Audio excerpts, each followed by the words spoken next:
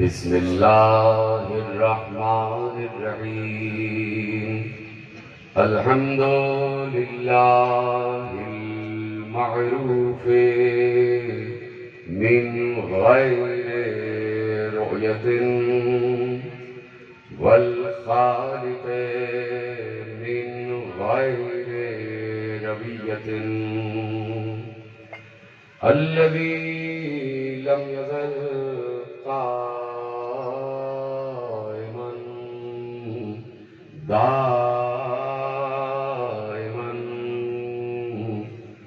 اذ لا سماء ذات ابراج ولا لیل داج ولا بحر ساج ولا أرض ذات مهاد ولا خلق ذو اعتماد والصلاة والسلام والتحية والإكرام على نبي الرحمة وخازن المغفرة وقائد الخير والبركة ومنقذ العباد من الهلكة سيدنا ومولانا أبي القاسم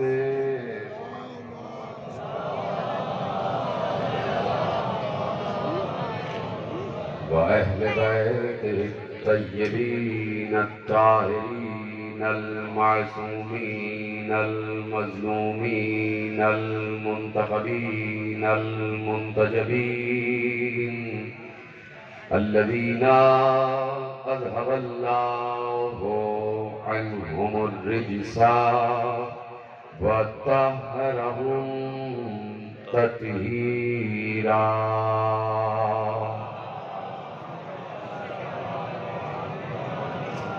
أما بعد فقد قال الله سبحانه وتعالى في محكم كتابه المجيد وفرقانه الحميد وقوله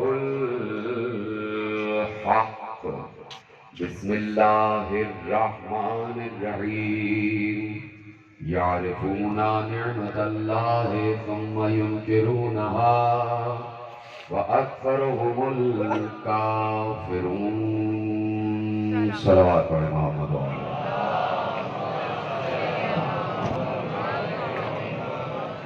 1445 ہجری کے اشرِ ماہ محرم کی مرکزی امام بارگاہ دھوبی گھاٹ فیصل آباد میں آپ حضرات آج چوتھی تقریر سماعت فرما رہے ہیں.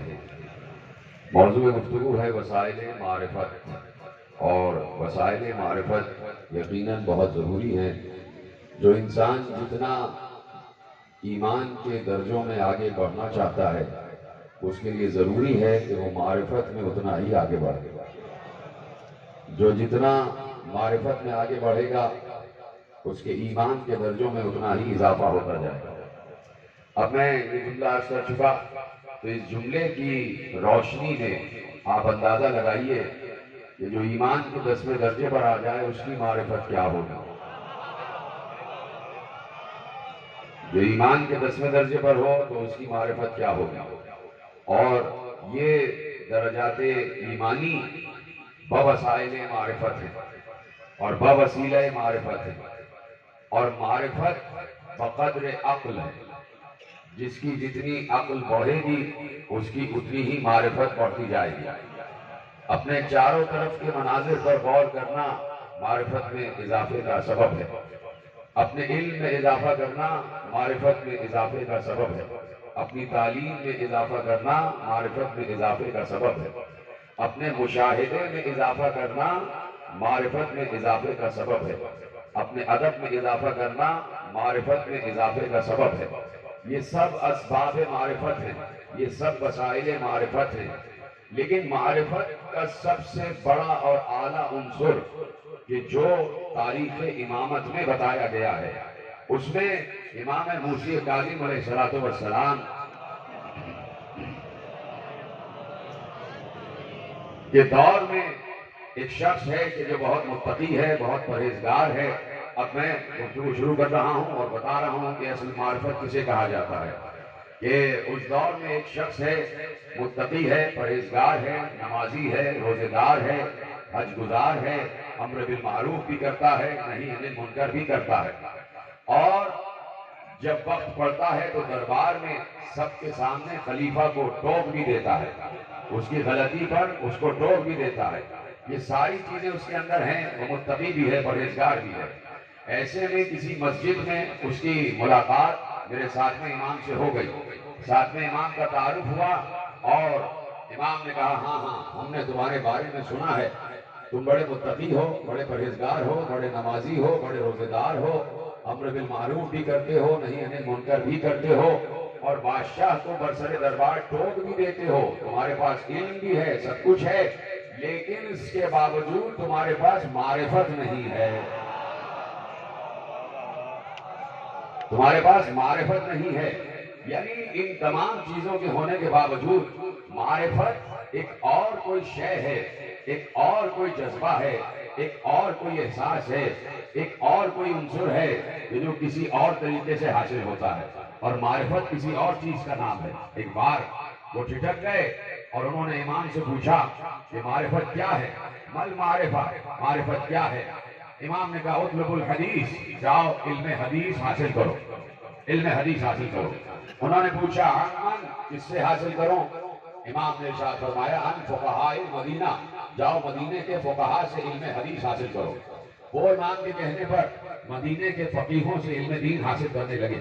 انہوں نے 2-2.5 سال علم دین حاصل کیا، فقہاء مدینہ سے علم حدیث حاصل کیا، علم فقہ حاصل کیا، اور جو کچھ پڑھ سکتے تھے اسے پڑھ لیا۔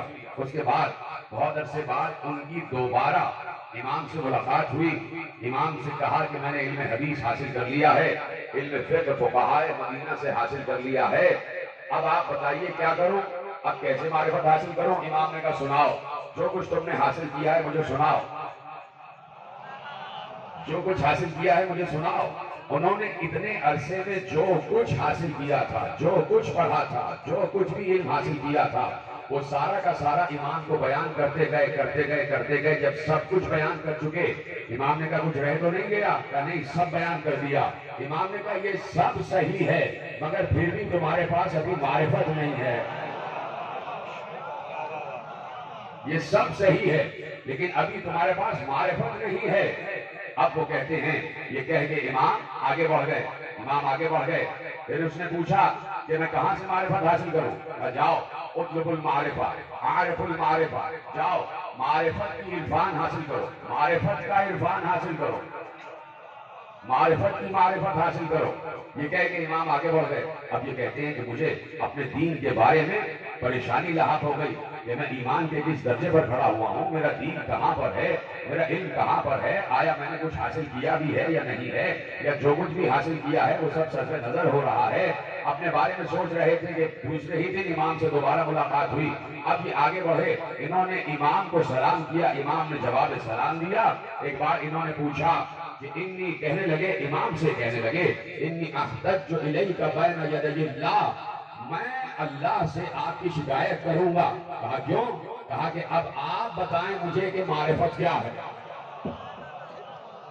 فدلنی علی المعرفہ، اب آپ مجھے بتائیں کہ معرفت کیا ہے، مجھے معرفت کے دلائل اب آپ پیش کریں۔ فدلنی علی المعرفہ، اب آپ مجھے بتائیں کہ معرفت کیا ہے۔ یہ سب پیش نگاہ ہو گیا نا آپ کے تمام حضرات جو میرے ساتھ بیٹھے ہوئے ہیں، کہ انہوں نے علم حدیث بھی حاصل کر لیا، یہ نمازی بھی ہیں، یہ پرہیزگار بھی ہیں، یہ متقی بھی ہیں، یہ امر بالمعروف بھی کرتے ہیں، یہ نہی عن المنکر بھی کرتے ہیں، یہ تمام چیزیں جو شریعت کے تقاضے ہیں وہ پورے بھی کرتے ہیں۔ بادشاہ کو دربار میں بڑے سر دربار ٹوک بھی دیتے ہیں، بادشاہ کو بتا بھی دیتے ہیں کہ یہ کام تم غلط کر رہے ہو۔ جرأت بھی ہے، ہمت بھی ہے، علم بھی ہے، تعلیم بھی ہے، تقویٰ بھی ہے، پرہیزگاری بھی ہے، امر بھی ہے، معروف بھی ہے، نہیں بھی ہے، ولایت بھی ہے، برات بھی ہے، سب کچھ ہے۔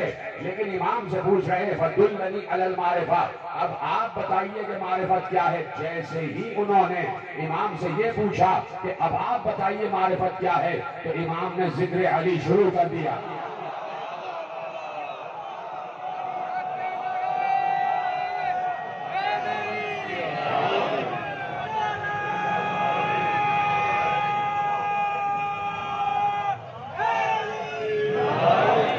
فَأَخْبَرَهُ بِأَمِيرِ الْمُؤْمِنِينَ، روایت کے الفاظ ہیں، اصول کافی میں محمد بن یعقوب دلینی علیہ الرحمہ نے روایت کی تھی۔ فَأَخْبَرَهُ بِأَمِيرِ الْمُؤْمِنِينَ، انہوں نے امام نے امیر المومنین کا ذکر شروع کر دیا، یعنی بتایا کہ معرفت بغیر ذکر علی ناممکن ہے۔ جب تک ذکر علی نہ ہو، جب تک علی کا عرفان نہ ہو، جب تک ذکر علی کی معرفت نہ ہو تو معرفت میں آگے نہیں بڑھ سکتے۔ یہ روحانیت کا سلسلہ ہے، یہ روحانیت کا سلسلہ ہے۔ یہ وہ سلسلے ہیں کہ جو انسان کو اللہ سے قریب کر لیتے ہیں۔ ہمارا اصل مقصد اس کائنات میں آنے کا یہ ہے کہ ہم قرب خدا حاصل کریں۔ توجہ ہے، ہم قرب خدا حاصل کریں۔ اللہ تو ہمارے قریب ہے، لیکن ہمیں یہ دیکھنا ہے کہ ہم اللہ کے کتنے قریب ہیں، ہم اللہ کے کتنے قریب ہیں۔ تو اللہ کا قرب بغیر وسیلہ ناممکن ہے۔ آپ خاموش ہو گئے اس بات میں۔ قرب خدا بغیر وسیلہ، وسیلے کے بغیر ناممکن ہے، اس لیے کہ اللہ کا تعارف جو ہم تک پہنچا ہے وہ وسیلے کے تحت پہنچا ہے۔ اللہ جو ہم تک پہنچا ہے، اس کا تعارف جو ہم تک پہنچا ہے وہ وسیلے کے ذریعے پہنچا ہے۔ اللہ بغیر وسیلہ ہم تک نہیں پہنچا، حالانکہ وہ قادر مطلق ہے، حالانکہ ہر چیز پر قدرت رکھتا ہے۔ وہ چاہتا تو ہم تک بغیر وسیلہ پہنچ جاتا، اپنی قدرت کے تحت ہم تک اس کا تعارف بغیر وسیلہ پہنچ سکتا تھا۔ لیکن میں ملاؤں سے یہ کہنا چاہتا ہوں کہ جب وہ اتنا قادر ہوتے ہوئے ہم تک بغیر وسیلہ نہیں پہنچا تو ہم اتنے کمزور ہوتے ہوئے اس تک بغیر وسیلہ کیسے پہنچ جائیں گے؟ ہم اتنے ناقص ہوتے ہوئے اس تک بغیر وسیلہ کیسے پہنچ جائیں گے؟ تو وسیلہ بہت ضروری ہے، اور وسیلہ بھی وہ ہو جو معرفت کے ساتھ، جو معرفت کے ساتھ ہے۔ ہر کام کی معرفت ہونا ضروری ہے۔ جو کام آپ کر رہے ہیں، اب میں نچلے درجے سے بات شروع کر رہا ہوں کہ بھائی جو کام آپ کر رہے ہیں اس کی معرفت ہونا ضروری ہے کہ کام کیا کر رہے ہیں، کام کیا کر رہے ہیں۔ مثلا میں نے کہیں مثال دی تھی اور وہ مثال آپ کے سامنے دہراتا ہوں کہ آپ جا رہے ہیں، سڑک پر جا رہے ہیں اور ایسے میں کوئی صاحب ہیں جو گڈھا کھود رہے ہیں، گڑھا کھود رہے ہیں، کھدائی کر رہے ہیں۔ آپ نے ان سے پوچھا کیا کر رہے ہو؟ توجہ سے سنیے گا اور سمجھیے گا میں کہنے کا چاہ رہا ہوں۔ آپ نے ان سے پوچھا کیا کر رہے ہو؟ انہوں نے کہا گڑھا کھود رہا ہوں۔ ٹھیک ہے، آپ نے کہا کیوں کھود رہے ہو؟ انہوں نے کہا مجھے نہیں معلوم کیوں کھود رہا ہوں۔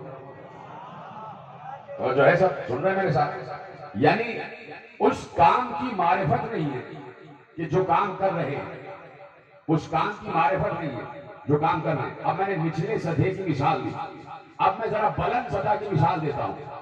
کوئی صاحب نماز پڑھ رہے ہیں، کوئی صاحب نماز پڑھ رہے ہیں، نماز پڑھ لی انہوں نے، آپ نے پوچھا کیا کام کر رہے تھے؟ انہوں نے کہا نماز پڑھ رہا تھا۔ آپ نے کہا کس کی نماز پڑھ رہے تھے؟ انہوں نے کہا پتہ نہیں۔ یہ آخری آدمی تک بات میری پہنچ رہی ہے؟ یعنی جو کام کر رہے ہو اس کی معرفت ہونا ضروری ہے، اس کو پہچاننا ضروری ہے۔ جس کا سجدہ کر رہے ہو کیا اسے پہچانتے بھی ہو؟ جس کے سجدے میں پیشانی رکھی ہے کیا اس کا عرفان بھی حاصل ہے؟ کیا اس کی معرفت بھی حاصل ہے؟ اس لیے جب امام سے پوچھا گیا کہ مولا ہماری دعائیں قبول نہیں ہوتی، بعض دعائیں ہماری رد ہو جاتی ہیں، قبول نہیں ہوتی، اس کی وجہ کیا ہے؟ سنیں گے جملہ، میرے چھٹے امام نے ارشاد فرمایا کہ لِأَنَّكُمْ تَدْعُونَ مَنْ لَا تَعْرِفُونَ، اس لیے کہ تم اس کو پکار رہے ہو جسے پہچانتے ہی نہیں ہو، اس کو پکار رہے ہو جسے پہچانتے ہی نہیں ہو، جس کا عرفان ہی حاصل نہیں ہے۔ تو عرفان ضروری ہے۔ میں نے کہا معرفت بقدر عقل ہے، اور عقل پر سائیکل کیا جا سکتا ہے، عقل پر سائیکل کیا جا سکتا ہے۔ عقل آگے بڑھتی ہے، معرفت آگے بڑھتی ہے. عقل کامل ہوتی ہے 40 برس کے سن میں، تو آپ کی معرفت تو 40 برس کے سن میں کامل ہو جانی چاہیے. تو اب معرفت کے ذرائع کیا ہیں، معرفت کے وسیلے کیا ہیں؟ اللہ نے اپنے تک پہنچنے کے کچھ وسیلے قرار دیے ہیں، کچھ وسائل قرار دیے ہیں، اور ان وسائل کو پہچاننا بہت ضروری ہے. اس لیے جب آپ کسی بھی امام کے روضے پر جاتے ہیں، توجہ، کسی بھی امام کے روضے پر جاتے ہیں تو آپ ایک زیارت پڑھتے ہیں، اور جب زیارت پڑھتے ہیں تو اس میں ایک لفظ ادا ہوتا ہے، اور وہ لفظ کیا ہے؟ بہت آسان لفظ ہے. آپ عربی ہی سے سمجھ جائیں گے کہ لفظ کیا ہے.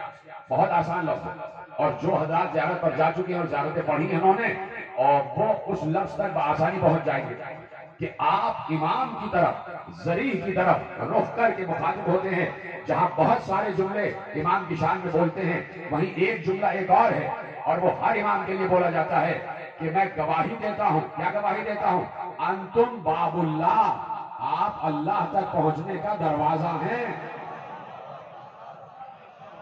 انت باب اللہ، آپ اللہ تک پہنچنے کا دروازہ ہیں. یہ سب ابواب اللہ ہیں، یہ جتنے ہیں یہ سب ابواب اللہ ہیں. یہ اللہ تک پہنچنے کا دروازہ ہے. یعنی اللہ تک پہنچنے کا کوئی دروازہ بھی ہے جس کے ذریعے سے اللہ تک پہنچا جا سکتا ہے. جیسے شہر علم تک پہنچنے کا دروازہ، سلامت رہیں آپ اشاروں سے بات سمجھ رہے ہیں، خدا کا شکر ہے.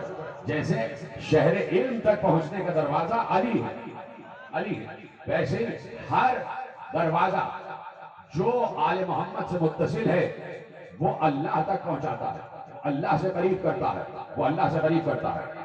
علی بھی باب اللہ ہے، اور علی کے بعد جتنے علی کے بیٹے ہیں سب کے سب باب اللہ ہیں، سب ابواب اللہ ہیں، سب اللہ تک پہنچنے کا وسیلہ ہیں، سب اللہ تک پہنچنے کا راستہ ہیں، سب اللہ تک پہنچنے کا دروازہ ہیں. پیغمبر تو یہاں تک کہہ چکے، توجہ فرمائی آپ نے. ایک مثال دے دوں پہلے کہ یہ فیصل آباد ہے اور ہمیں یہاں سے جانا ہے ساہیوال، تو اس کے لیے ایک راستہ معین ہے، کہ آپ یہاں سے چلے اور آپ نے سمندری کراس کرتے ہوئے آگے بڑھتے گئے، اور پھر اس کے بعد 2-4 راستے 2-4 گلیاں موڑتے ہوئے آپ ساہیوال پہنچ گئے. اب آپ یہاں سے بھی کسی سے پوچھیں گے کہ بھائی ساہیوال پہنچنے کا راستہ کہاں ہے، ایسا ہے، تو انہوں نے بتایا بھائی ادھر جائیے، پھر ادھر جائیے، پھر ادھر سے وہ سڑک لیجیے اور لیجیے، آپ 1.5 گھنٹے میں ساہیوال پہنچ جائیں گے. جب آپ اس راستے پر چلیں گے تو ساہیوال پہنچیں گے. جیتے رہے جن کے ہاتھ بلند ہو رہے ہیں. جب آپ اسی راستے پر چلیں گے تو ساہیوال پہنچیں گے. اپنی مرضی سے کوئی راستہ اپنا لیا تو کہیں اور تو پہنچ جائیں گے، منزل پر نہیں پہنچیں گے. یعنی کسی شہر تک پہنچنے کا ایک راستہ ہے، اس راستے پر آپ چلے تو آپ اپنی منزل مخصوص تک پہنچ جائیں گے. آپ نے کوئی اور راستہ اپنایا تو کہیں اور پہنچیں گے، اس منزل تک نہیں پہنچیں گے. ٹھیک ہے. پیغمبر نے مسجد نبوی کے منبر پر بیٹھ کر علی کو مخاطب کیا، اور سارے اصحاب سامنے موجود تھے، سارے اجلہ اصحاب کرام سامنے موجود تھے، سارے درجات والے اصحاب کرام سامنے موجود تھے، سارے قابل احترام اصحاب کرام سامنے موجود تھے. ان سب کی موجودگی میں ایک بار علی کو مخاطب کر کے کہا، جملہ سنیں گے آپ پیغمبر کا جملہ. ان سب اصحاب کی موجودگی میں پیغمبر نے علی کو مخاطب کر کے کہا، یا علی انت الطریق الی اللہ، اے علی تم اللہ تک پہنچنے کا راستہ ہو.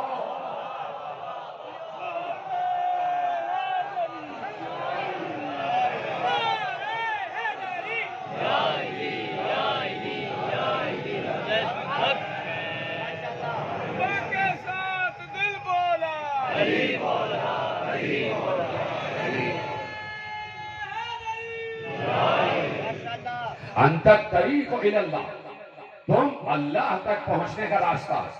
کون راستہ ہے؟ علی. کس تک پہنچنے کا؟ آپ سب نے کہا اللہ تک پہنچنے کا. بالکل صحیح کہا آپ. لیکن میں ذرا سا ایک جملہ بدل دوں. اللہ کا بھی ایک نام علی ہے، اسماء حسنہ میں اس کا ایک نام ہے العلی، کیوں؟ وہ بھی علی ہے. اب جملہ آپ کے حوالے کر دوں آپ کے حفظ طبیعت کے لیے. کہ اس علی تک پہنچنے کا راستہ یہ علی ہے، علی سے علی تک. ادھر ہے، سلامت رہے. علی سے علی تک، علی ابن ابی طالب علی کے اعلیٰ تک پہنچاتا، علی اعلیٰ تک پہنچاتا. وہ علی اعلیٰ جس نے مخلوقات کے لیے اپنا سب سے پہلے ایک نام رکھا.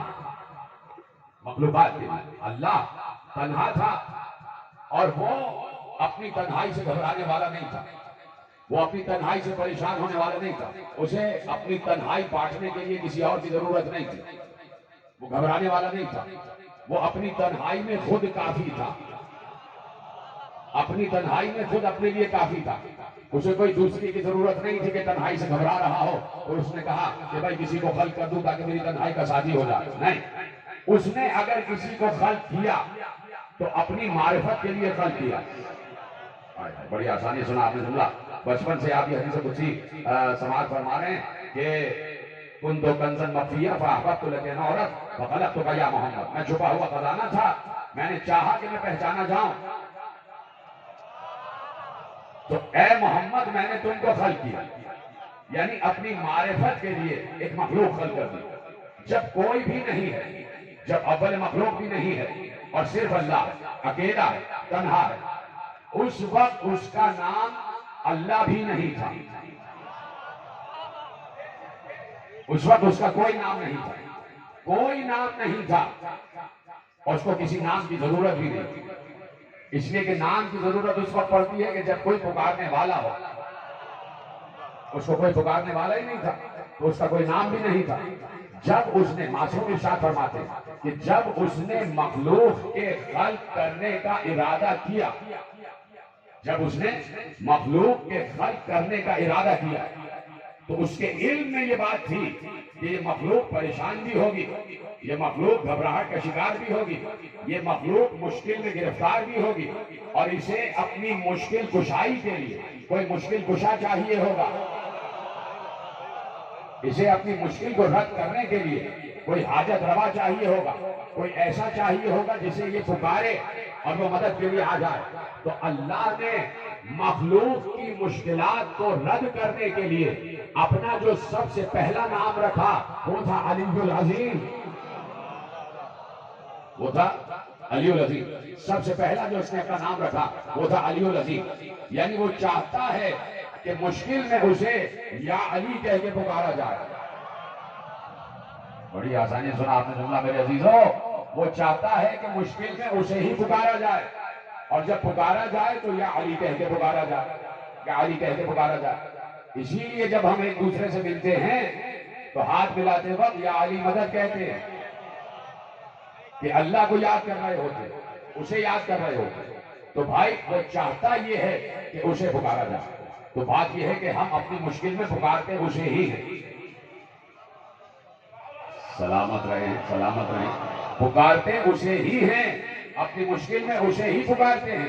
لیکن بات یہ ہے کہ ہزار برس سے از ازل سنت خداوندی یہ ہے کہ ہم پکارتے اس علی کو ہیں جو اللہ ہے اور وہ بھیجتا اس علی کو ہے جو ابو طالب کا بیٹا ہے.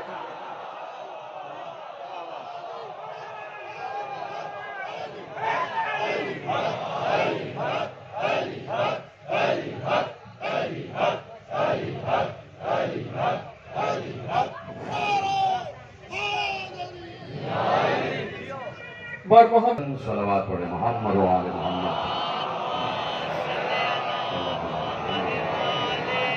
وہ جو ہے آپ کی سب حضرات کی میری جانب معرفت بہت ضروری ہے اور معرفت بغیر علی ناممکن ہے. یہ وہ باتیں ہیں کہ جو معرفت میں اضافہ کرتی ہیں. جب بندہ ایسا ہے تو خدا کیسا ہوگا، جب عبد ایسا ہے تو معبود کیسا ہوگا. اصل میں سارا سلسلہ معبود کو اعلیٰ ماننے کا ہے، معبود کو بلند ماننے کا ہے. تو معبود کو بلند وہی بتائے کہ جو خود بلند ہو، جو خود بلند ہو وہی بتا سکتا ہے کہ معبود کتنا بلند ہے. اور پھر جسے خود معبود نے بتا دیا ہو کہ میں کتنا بلند ہوں، مجھے بتائیے کیا کسی ملا پر اللہ ظاہر ہوا؟ کیا کسی عام انسان پر اللہ ظاہر ہوا؟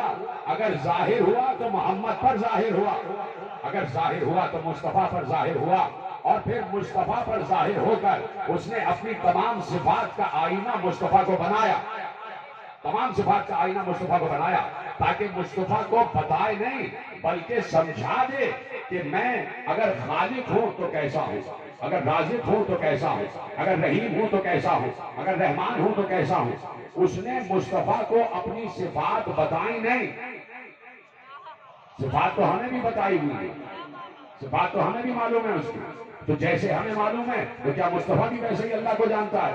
ایسا ہو ہی نہیں سکتا۔ اس نے مصطفیٰ کو اپنی معرفت عطا کی، کس طریقے سے عطا کی؟ اس نے کہا میں رازق ہوں تو میں بھی رازق بنا رہا ہوں، میں خالق ہوں تو میں بھی خالق بنا رہا ہوں، کی طرح سلامت رہے۔ اس نے اپنی ہر صفت کا آئینہ مصطفیٰ کو قرار دیا، مصطفیٰ کو ہر صفت کا آئینہ قرار دیا، تاکہ مصطفیٰ کو اے نہیں ویسے سمجھ میں آ جائے اللہ جیسے خود اللہ اپنے آپ کو پہچانتا ہے، ویسے ہی مصطفیٰ اللہ کو پہچانے، تو ہر صفت کا آئینہ مصطفیٰ کو قرار دے دیا، اور پھر مصطفیٰ سے کہا کہ میرے سارے صفات تمہارے، میں نے سب کچھ تمہارے ہی لیے تو بنایا ہے، تو میں چاہتا ہوں کہ میں سمجھاؤں کہ میں کون ہوں، تو مصطفیٰ کو سمجھا دیا، مصطفیٰ کو بتا دیا، مصطفیٰ کو معرفت عطا کر دی، اپنی ساری معرفت عطا کی۔ خود رحمان تھا تو مصطفیٰ کو بھی رحمان بنا دیا، خود رحیم تھا تو مصطفیٰ کو بھی رحیم بنا دیا، خود رؤوف تھا تو مصطفیٰ کو بھی رؤوف بنا دیا، خود کریم تھا تو مصطفیٰ کو بھی کریم بنا دیا، خود خالق تھا تو مصطفیٰ کو بھی خالق بنا دیا، خود رازق تھا تو مصطفیٰ کو بھی رازق بنا دیا، خود غفور تھا تو مصطفیٰ کو بھی غفور بنا دیا، خود غفار تھا تو مصطفیٰ کو بھی غفار بنا دیا، خود قہار تھا تو مصطفیٰ کو بھی جلال کا آئینہ بنا دیا، خود صبور تھا تو مصطفیٰ کو بھی صبور بنا دیا، خود شکور تھا تو مصطفیٰ کو بھی شکور بنا دیا، خود ستار تھا تو مصطفیٰ کو بھی ستار بنا دیا، خود مومن تھا تو مصطفیٰ کو بھی مومن بنا دیا، خود محمن تھا تو مصطفیٰ کو بھی محمن بنا دیا، خود متکبر تھا تو مصطفیٰ کو بھی اس لائق کر دیا کہ وہ تکبر کرے، خود سلام تھا تو مصطفیٰ کو بھی سلام بنا دیا، خود محمن تھا تو مصطفیٰ کو بھی محمن بنا دیا، خود قدوس تھا تو مصطفیٰ کو بھی قدوس بنا دیا، خود سلام تھا تو مصطفیٰ کو بھی سلام بنا دیا، خود لطیف تھا تو مصطفیٰ کو بھی لطیف بنا دیا، خود خبیر تھا تو مصطفیٰ کو بھی خبیر بنا دیا، خود سمیع تھا تو مصطفیٰ کو بھی سمیع بنا دیا، خود علیم تھا تو مصطفیٰ کو بھی علیم بنا دیا، خود بشیر تھا تو مصطفیٰ کو بھی بشیر بنا دیا۔ بس ایک بات رہ گئی کہ خود لا شریک تھا تو مصطفیٰ کو لا شریک نہ رہنے دیا، مصطفیٰ کے نور کے دو ٹکڑے کیے، ایک کا نام محمد ایک کا نام علی۔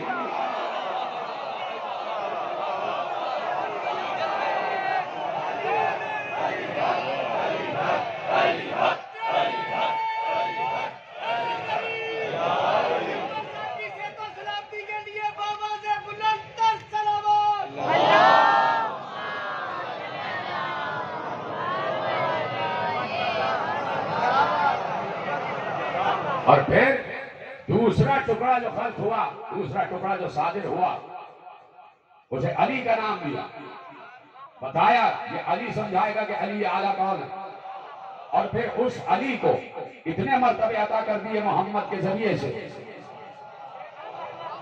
محمد کا وجود ہر بار لازمی ہے، بغیر محمد کچھ بھی نہیں ہے، بغیر مصطفیٰ کچھ بھی نہیں ہے۔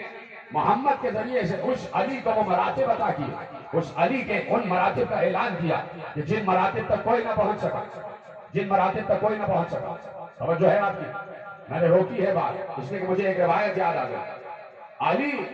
علی کو ماننا کتنا ضروری ہے، اور علی کو ماننا کتنا حساس ہے، اور علی کو ماننا کتنا مہم ہے، کتنا اہم ہے علی کو ماننا۔ اور علی کو نہ ماننے سے، علی پر اعتراض کرنے سے، علی کے بغض سے ہوتا کیا ہے؟ مجمع الفوائد ایک کتاب ہے علامہ حیثمی، عالم اہل سنت ہے، اور انہوں نے طبرانی کے حوالے سے ایک روایت لکھی، دونوں حوالے اہل سنت حوالے، علامہ حیثمی اور امام طبرانی، علامہ طبرانی، دو آپ کو میں نے حوالے دے دیے، تیار سننے کے لیے۔ وہ کہتے ہیں کہ راویوں کا سلسلہ پورا انہوں نے لکھا ہوا، میں راویوں کے سلسلے کو ترک کرتا ہوا روایت شروع کرتا ہوں۔ انہوں نے کہا کہ پیغمبر نے یمن کی جنگ میں علی کو سردار بنایا، اور جبل کی جنگ میں خالد بن ولید کو سردار بنایا اور کہا جہاں یہ دونوں لشکر جمع ہو جائیں تو پھر سردار دونوں لشکروں کا علی ہوگا۔ علامہ حیثمی لکھ رہے ہیں، عالم اہل سنت لکھ رہے ہیں، اگر انہوں نے یہ روایت نہ لکھی ہوتی تو میں ممبر سے بیان نہ کرتا۔ انہوں نے روایت کی کہ دو لشکر ترتیب دیے، ایک یمن کا اور ایک جبل کا، کہا یہ دونوں لشکر جب مل جائیں تو سردار علی ہوگا، اور اتفاق یہ ہوا کہ دونوں لشکر مل گئے اور جو جنگ ہوئی اس میں فتح ہو گئے اور اتنا مال غنیمت ملا کہ جتنا اس سے پہلے کسی جنگ میں نہ ملا۔ علی نے خمس کے طور پر، علامہ حیثمی لکھ رہے ہیں کہ علی نے خمس کے طور پر ایک کنیز اپنے لیے رکھ لی، ایک کنیز اپنے لیے رکھ لی۔ تو خالد بن ولید نے حضرت بریدہ سے کہا کہ دیکھو علی نے اپنے لیے کنیز رکھ لی ہے، ایک ایک لفظ کا ذمہ دار ہوں، کتاب کا حوالہ دے چکا، ایسے ہی لکھا ہے جیسے کتاب سے پڑھ رہا ہوں، کتاب میں ایسے ہی لکھا ہے جیسے میں پڑھ رہا ہوں۔ تو حضرت خالد بن ولید نے حضرت بریدہ سے کہا کہ دیکھو علی نے اپنے لیے کنیز رکھی اور میں چاہتا ہوں کہ یہ بات جا کے تم رسول اللہ کو بتاؤ، یہ بات جا کے رسول اللہ کو بتاؤ۔ وہ چلے مدینے پہنچے، رسول اللہ کے گھر کے سامنے پہنچے، کچھ لوگ کھڑے ہوئے تھے، پتہ چلا رسول اللہ اندر حجرے میں تشریف فرما۔ ادھر لوگوں نے حضرت بریدہ کو دیکھا اور حضرت بریدہ کو دیکھنے کے بعد کہا کیا خبر ہے؟ حضرت بریدہ نے کہا بہت اچھی خبر ہے، اسلام کے لشکر کو فتح عطا ہوئی ہے اور بہت مال غنیمت ہاتھ لگا۔ تو ان لوگوں نے پوچھا یہاں کیوں آئے ہو؟ پیغمبر ساری باتیں اندر سن رہے تھے، پیغمبر ساری باتیں اندر سن رہے تھے۔ انہوں نے کہا کہ یہاں کیوں آئے ہو؟ ایک ایک لفظ کا ذمہ دار ہوں، میں نے حوالے دے دیے۔ سارے لوگوں نے پوچھا جو پیغمبر کے گھر کے باہر کھڑے تھے کہ یہاں کیوں آئے ہو؟ کہا اس لیے آیا ہوں کہ پیغمبر کو ایک خبر پہنچانا۔ کہا کون سی خبر؟ کہا علی نے مال غنیمت میں سے اپنے لیے ایک کنیز رکھ لی ہے۔ کہا بھئی یہ بات تو رسول اللہ کو ضرور پہنچاؤ تاکہ رسول اللہ کو علی کی حقیقت معلوم ہو جائے اور ان کی نگاہ میں علی کا درجہ گھٹ جائے۔ یہ لکھا ہوا۔ ہاں بھئی میں رسول اللہ کو بتاؤں گا۔ ایسے میں رسول اللہ جلال کے عالم میں باہر آ گئے، جلال کے عالم میں باہر آئے اور آ کر سب کو مخاطب کر کے کہا مجھے سمجھ میں نہیں آتا کہ تم لوگ علی پر اعتراض کر کے لینا کیا چاہتے ہو؟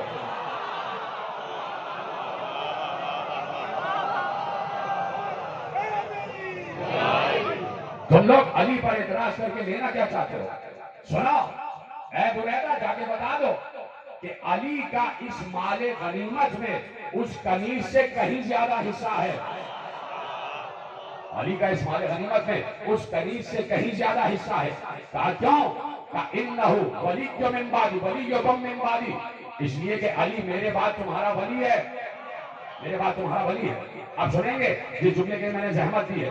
ایک بار جیسے ہی حضرت بریدہ نے یہ سنا کہ پیغمبر جلال کے عالم میں آ گئے تو فوراً کہا یا رسول اللہ بالصحبہ، اے رسول اللہ آپ کو میری پچھلی صحابیت کا واسطہ، اللہ بسطہ یدہ کا، اللہ بسطہ یدہ کا، اے پیغمبر اے رسول اللہ آپ کو میری صحابیت کا واسطہ، اپنا ہاتھ آگے بڑھائیں، اپنا ہاتھ آگے بڑھائیں تاکہ میں دوبارہ آپ کی بیعت کروں اور دوبارہ اسلام لاؤں۔ جو سمجھ گئے تو میرا سلام ہے، خدا آپ کو سلامت رکھے۔ سمجھ فرمایا لا یبایعک علی الاسلام جدیدا، لفظ ہے تاکہ میں دوبارہ اسلام لاؤں۔ بھائی عالم اہل سنت نے لکھا ہے اور ایک جلیل القدر صحابی کی یہ الفاظ ہیں کہ پروردگار کے رسول ہاتھ آگے بڑھائیے تاکہ میں آپ کی دوبارہ بیعت کروں اور دوبارہ اسلام لاؤں۔ اب جملہ یہاں پہ ختم ہو رہا ہے کہ میں اس وقت تک وہاں سے نہیں اٹھا جب تک میں نے پیغمبر کے ہاتھ پہ دوبارہ بیعت نہیں کر لی اور اسلام میں دوبارہ سے داخل نہیں ہو گیا۔ اب سمجھے آپ روایت کا نتیجہ آپ کے حوالے کر دو کہ علی سے بغض اسلام سے خارج کر دیتا ہے۔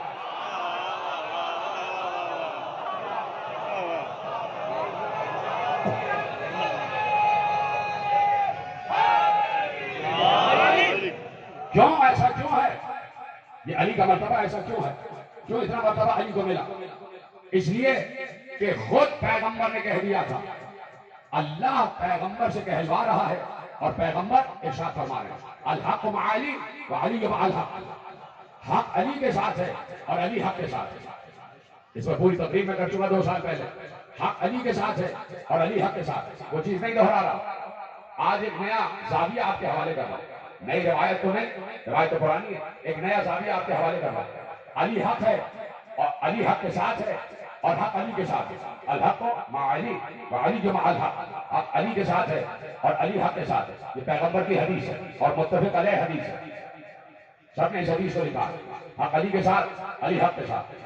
یہاں تو ساتھ کی بات ہو رہی ہے کہ حق کے ساتھ ہے اور حق ان کے ساتھ ہے، لیکن شاہ عبدالحق محدث دہلوی، مسند احمد ابن حنبل، سیرت حلبیہ، کنز العمال ملا متقی ہندی، حوالے دے دیا آپ کو، مسند احمد ابن حنبل، سیرت حلبیہ، کنز العمال اور مدارج النبوہ، 4 میں نے آپ کو حوالے دیے عالم اسلام کے بڑے اہم ترین حوالے۔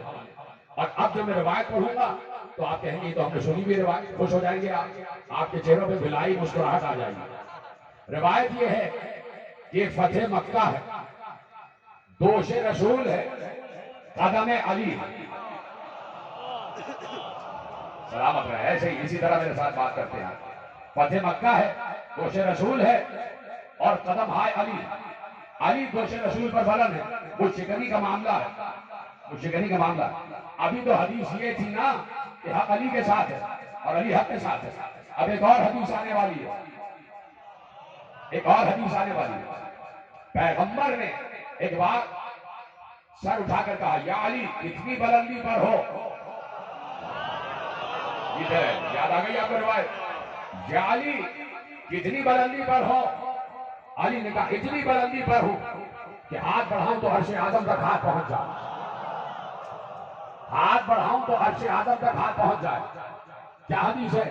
حق علی کے ساتھ علی حق کے ساتھ، لیکن اب پیغمبر ایک اور حدیث ارشاد فرمانے جا رہے ہیں، کہا کہ ہاتھ بڑھاؤں تو عرش اعظم تک ہاتھ پہنچ جائے، تو پیغمبر نے وہیں سے کھڑے کھڑے کہا یا علی کیوں نہ ہو، ایسا کیوں نہ ہو، خوشاں وقت، خوشاں وقت، اب 2 لفظ ہیں، خوشاں وقت تمہارا کہ تم کار حق انجام دے رہے ہو۔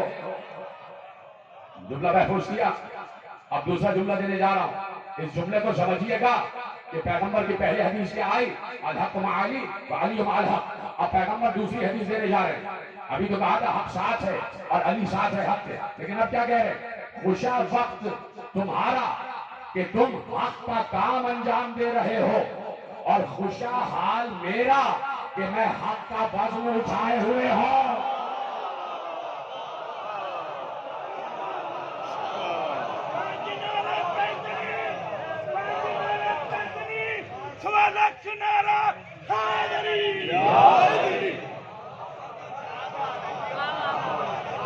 خوشا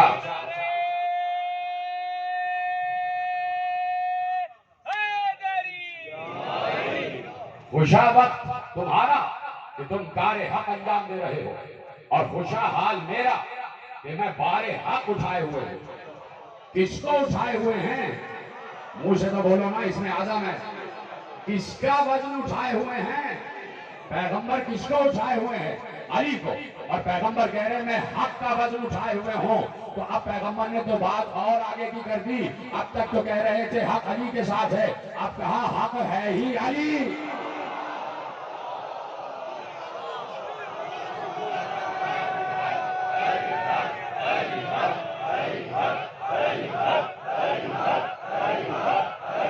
سب مل کے بولیں گے، مجھے آواز بلند چاہیے۔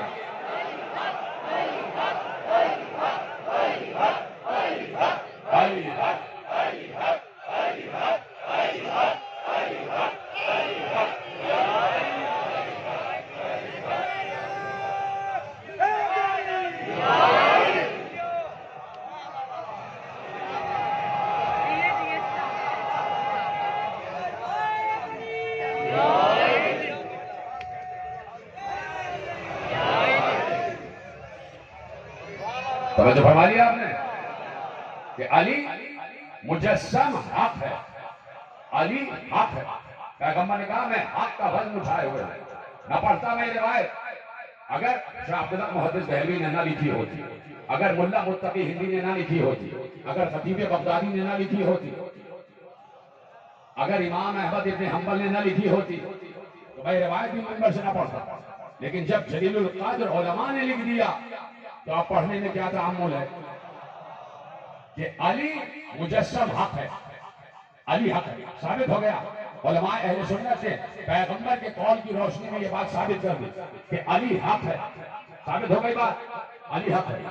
अली दाएं मुड़े तो हक दाएं मुड़ता, अली बाएं मुड़े तो हक बाएं मुड़ता।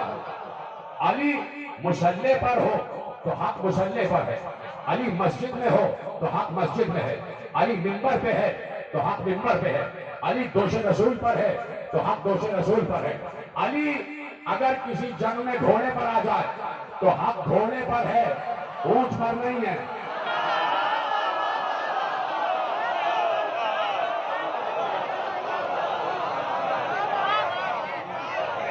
जिधर जिधर अली मुड़ेगा उधर उधर हक मुड़ेगा।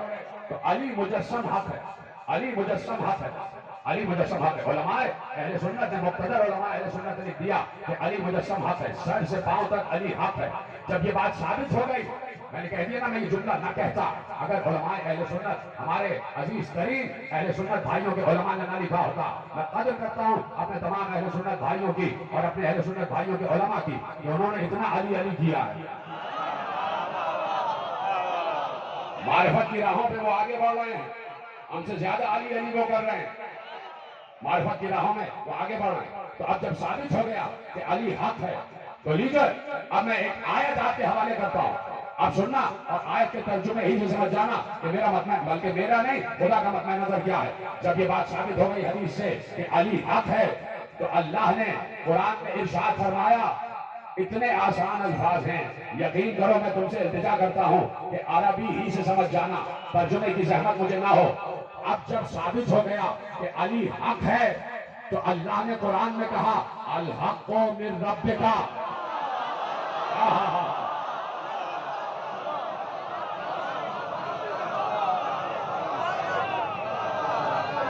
अल हक़्क़ु मिन रब्बिक फला तकुन मिनल मुमतरीन, हक तुम्हारे रब की तरफ से है, देखो शक करने वालों में ना हो जाना।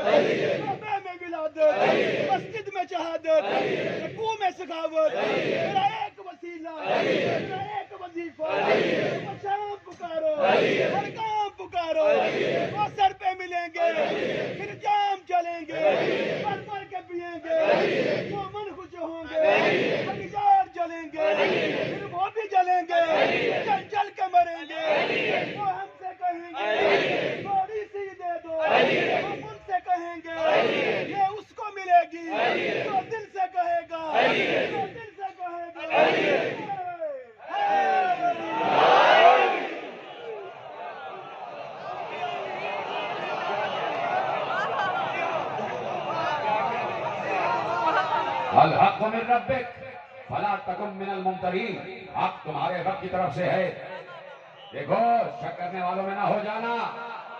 شک سے اللہ کو بڑی نفرت ہے. شکی مزاج کبھی علی مزاج ہو ہی نہیں سکتا. کبھی علی پسند نہیں ہو سکتا. کبھی محمد و علی کو وہ نہیں سمجھ سکتا کہ جس کے دل میں شک کا بیج بویا جا چکا ہو. تو شک کا پودا نمو حاصل نہ کرنے دینا. شک نہیں ہونا چاہیے. جو بات کہی جائے اس کو قبول کرو, اور قبول نہ کی جائے تو ایک بات اس کا بھی طریقہ بتا دیا. اطیعوا اللہ واطیعوا الرسول واولی الامر منکم فإن تنازعتم فی شیء فردوہ الی اللہ والرسول. اگر تمہارے درمیان کسی بات میں اختلاف ہو جائے تو جھگڑا نہ کرنا, اس اختلاف کو اللہ اور رسول کی طرف منتقل کر دینا. فیصلہ اللہ اور رسول سے لینا. کل یہیں سے بات آگے بڑھے گی. فیصلہ اللہ اور رسول سے لینا. تو اللہ اور رسول نے تو فیصلہ کر ہی دیا. اللہ اور رسول نے تو فیصلہ کر دیا. اللہ نے کہا فیصلہ اللہ اور رسول نے مل کے کیا. ان دونوں نے مل کے علی کے بارے میں فیصلہ کیا. اللہ نے کہا توجہ ہے, فیصلہ اللہ اور رسول نے کر دیا. اللہ نے کہا یا ایھا الرسول بلغ. علی نے کہا من کنت مولا.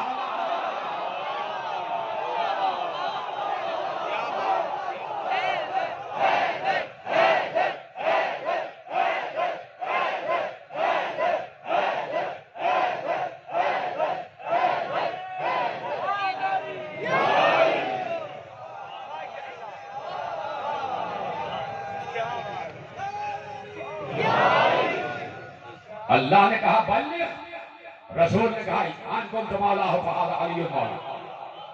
یعنی اللہ اور رسول نے مل کے فیصلے کیے ہیں علی کے درجات کی بلندی میں. دونوں نے چاہا ہے کہ علی کو بلند کیا جائے. وجہ یہ ہے کہ امتحان امت ہوگا علی کی وجہ سے. امتحان ہوگا علی کی وجہ سے. نہیں تو اللہ اور رسول کو تو سب مانتے ہیں, رسول کو تو منافق بھی مانتا ہے. اذا جاءك المنافقون قالوا نشهد انك لرسول الله والله يعلم انك لرسوله والله